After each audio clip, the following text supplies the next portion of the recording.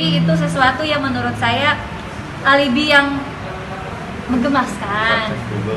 Iya, dan juga kan bisa dicek Google dari tahun 2016. Mbak Karput, seorang artis, sejauh ini ya cuman Kartika Putri yang munculnya di Google gitu.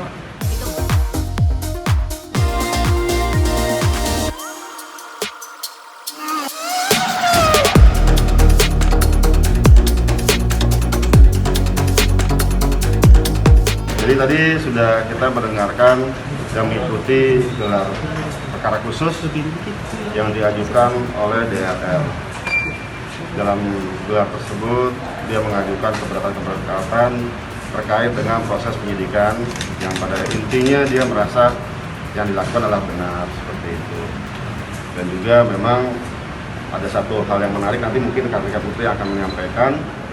Sangat banyak ya, karena pertanyaan berdatang dari semua pihak, tapi buat saya justru ini bagus banget sih ya, saya senang sekali justru gitu. Jadi lebih terlihat, makin terlihat gitu fakta-fakta yang ada gitu ya. Bahkan beberapa fakta tanpa sengaja sepertinya diungkapkan sendiri oleh tersangka. Lalu juga yang saya sangat masih agak lucu tadi adalah tersangka masih membahas masalah Mbak Karput.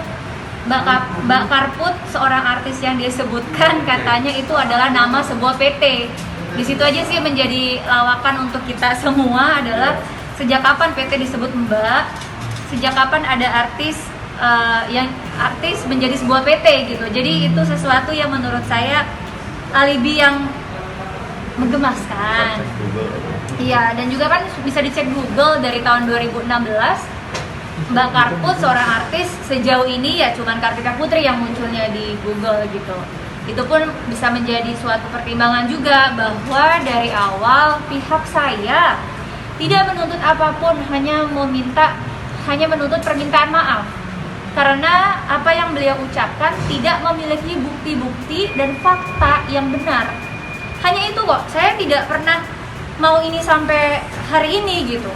Cuman pada saat kita lihat ya, menjadi penilaian saya juga secara pribadi, pada saat sudah menjadi tersangka, harusnya mengalahkan ego, tapi malah meminta adanya gelar perkara khusus ini, yang justru menurut saya, alhamdulillah menurut saya, malah menjadi poin juga untuk saya lagi gitu. Jadi buat saya pribadi, mudah-mudahan tetap saya minta kasus ini berjalan dengan seadil-adilnya. Saya minta keadilan ditegakkan, hak dalam mata hukum sama. Karena saya juga mewakili banyak orang yang nanti di kemudian hari apabila ingin mengungkap suatu fakta dan bukti, gunakanlah bukti-bukti yang nyata, yang real, bukan yang palsu. Siapapun itu. Jadi siapapun selebgramnya, siapapun artisnya yang nanti mungkin ingin mereview, yang mungkin nanti ingin mengkritik, gunakanlah etika-etika yang baik dan kejujuran, tanpa ada kepentingan di balik itu semua, tanpa ada keuntungan di balik itu semua, tanpa ada dendam di balik itu semua.